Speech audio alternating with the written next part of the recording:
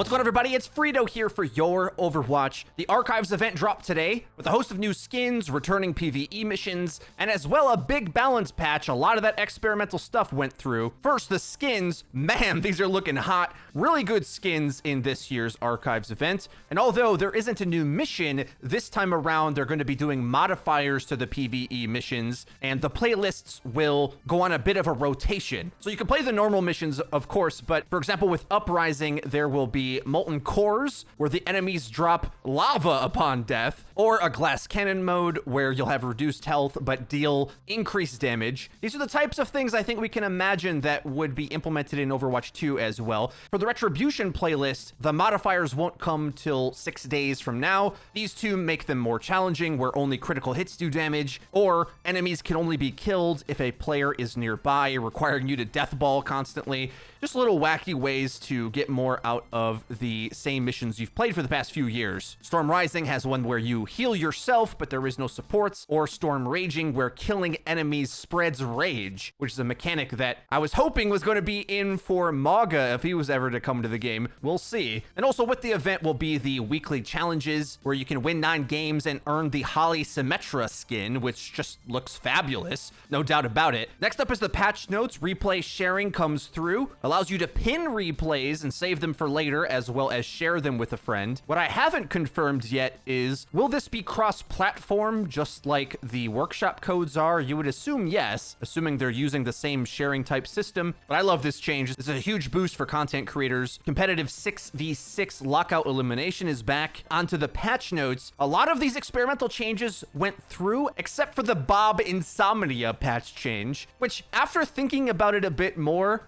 I wouldn't be fully against it if Bob was immune to sleep, and I'll tell you why later. But first, to run through the patch notes, Batiste Exo Boots charge faster, and he has a 2-second cooldown reduction on regenerative burst. I did get a chance to play the experimental mode and test out these changes a bit more in depth, and I would say that the Exo Boots buff is pretty strong, but I think it feels right for Batiste. I think a lot of things are able to punish you when you're vertically jumping anyway, so I don't see it as too OP of an ability, but this buffs the fun factor for sure for Batiste players, as you're able to very quickly charge up the jump and do short jumps or big escapes. It's just much more natural, and the old version feels like you have old man legs when you're bending down to pick something up off the floor.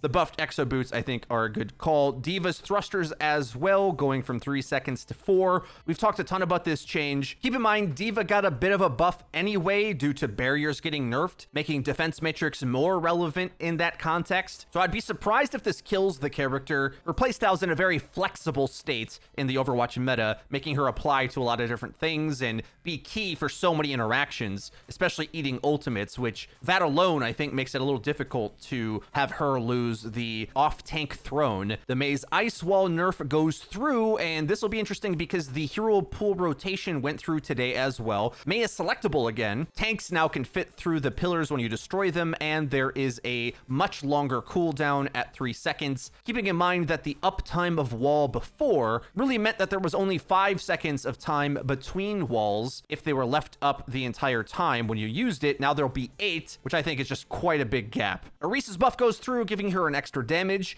After reading a lot of your guys' feedback, most people seem to feel that the shield plus Fortify was the thing that was making her too OP in the old iteration. I agree with that, but I think the damage added in as well. Keep in mind that other barriers are weaker too, so if Arisa's damage goes up, her strength in the barrier battles, tank to tank, gets increased. Is 1 damage enough to do much? Well, it's an extra 150 damage per drum. We'll also get her ultimate to get charged faster, but I think all in all, Orisa just really struggles to play as a main tank nowadays. With the new hero pool rotation for the week, she may have to, so it'll be interesting to test this out. There's a typo here. It says Orisa for this next one, but it's actually Sigma. The ult charge cost reduced by 10 and flight speed increased by 30%. Having tested this on the experimental card. I wasn't as impressed as I originally thought I'd be, because you're just such an easy target in air. I think conversely, sort of like the Batiste change, this flight speed increase feels absolutely required for Sigma not to get rolled while ulting, but I'm not so sure it makes the ult good all of a sudden, because being able to interrupt the ultimate means there's certain positions you simply can't take safely as Sigma, whereas being able to fly faster will get you a better angle to set up shots and also just set up a better ultimate for that matter. I think Sigma outside of hero pools might not be that strong, but with the right set of hero pools, he may find his way back into the metagame. Soldier 76's Helix Rocket buff goes through 2-second reduction on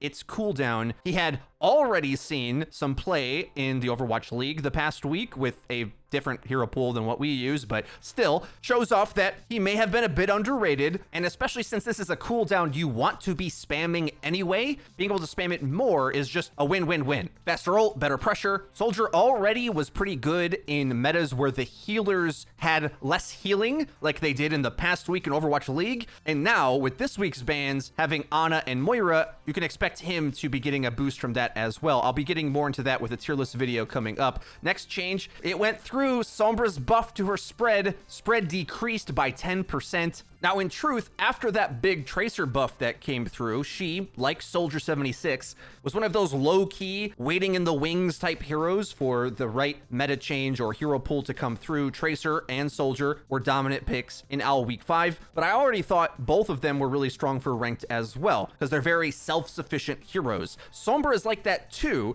but sees better scalability the better your teamwork is. You as a teammate, but everyone else on your team as well. The power scales up the better your timing is going in at the same time. Because if you hack or EMP the enemy and your team's not ready, it almost doesn't matter how strong Sombra is on paper, just the playstyle's hard to emulate. But with this getting buffed, there's a chance that Sombra starts to invade in Tracer's playstyle. It kind of shifts up how the entire flanker meta works, where Tracer probably goes down a bit, but Genji and Doomfist might get enabled more by Sombra being better than Tracer, because those Flex Diver DPS see better use out of a teammate that disables an enemy for them to clean up, whereas Tracer is a bit more self-sufficient solo duelist. It doesn't really help Genji or Doomfist any more than just doing damage, right? And the easy answer, of course, is Tracer and Sombra playing together. They have the mobility to focus the same targets, and they both can play around health packs. Hacking packs makes Tracer have an even higher uptime, so those two can pair together quite nicely. Probably a necessary change for how she works in ranked, but I would imagine an OWL too strong. Now, before we go, the one last change I did want to discuss is the Bob Can't Sleep Insomnia variant. That didn't end up going through, but I'm glad they tried the test. And after testing it, I was a bit more open to the idea because there are some pros. So the good thing is when there is basically only one ability that shuts down Bob, Sombra Hack, rather than Sleep Dart, a lot of times you have to use offensive ultimates like a Deadeye or Barrage or whatever to kill Bob quickly to counter him. In some ways, I think this is pretty good because it means you're exchanging ultimates, and that's part of the great thing that Overwatch does is those rock, paper, scissors ability battles where you've got to set up resources and counteract things coming at you. The bad thing is, outside of that, I think Bob would be an incredible ult engage tool, sort of like the power level of Blizzard, which Blizzard, for a while, when there was the dive era, mobility characters just all can jump out of the Blizzard anyway. But as the game became more brawly, Blizzard was one of the best ways to guarantee an objective. And I think Bob would be similar to that power level if you couldn't easily sleep him. And maybe that's an okay thing. Overall, I think offense and requiring you to be active in your Overwatch play has just made better gameplay all around. And realistically, if they want to balance Ashe to see some play, her mid-fight can't really get any stronger unless it's OP. She's just slightly behind characters like Widow and Hanzo, and plays a bit more like a spam character, and most spam characters have big ultimates that come through to benefit all the ult charge they get from spamming. And when Bob's easily countered, well, she just isn't as good at that. Conversely, though, as we get more and more ability overlap in Overwatch, Ashe is just the poster girl for ability overlap. And that's where bans come into play, in my opinion. Like, hero pools can see her get a time in the sun when the right one comes around, and that might be the best way to see a lot of heroes get playtime without having to push them or force them, with just letting them have an era where their abilities work better than other heroes. Because when Blizzard does that, the gameplay kind of gets out of control. So I'm happy that they tried it and then pulled it back. But at the same time, the world wouldn't end if an ultimate got to be stronger than it used to be. I think we would adapt and learn how to play around Bob not being able to be slept, but it definitely would change from an ult that feels pretty easy to deal with to being an actual threat. Well, guys, that's everything for today's video. I hope you did enjoy it. If you did, please be sure to leave the video with a like. It really helps us out, lets us know that you're enjoying the content. And if you haven't already, please subscribe and hit the bell icon to actually get notified when our videos go live. Link to the description is our Twitter, where we tweet out news, updates, and have discussions about the game of Overwatch. Pop us a follow over there and join in the discussion. That's been it for me. I've been Frito for your Overwatch. We'll see you guys next time.